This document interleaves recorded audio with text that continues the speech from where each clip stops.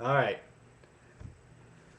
I'm going to tell you guys a story about what happened to me while I was working on my uncle's Alaskan home, digging ditches for him so he could put trees in there.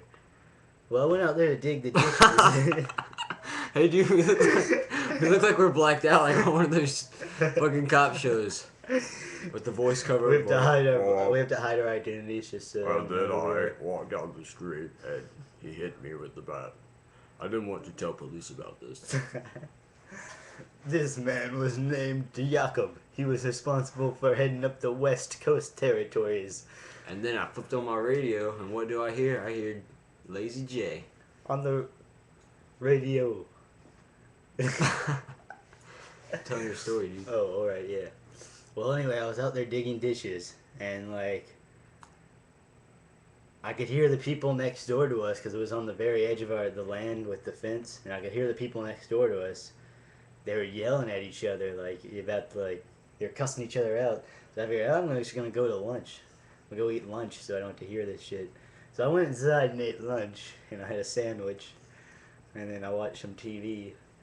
And then about 3 hours later, because I had a long lunch break, and I went to go dig the ditches again.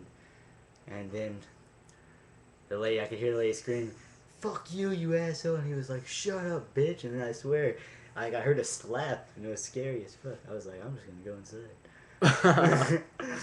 You aren't gonna try to help this person? What, dude? No, man. I would help them, but I just figured my uncle told me they fight all the time, so not to worry about it.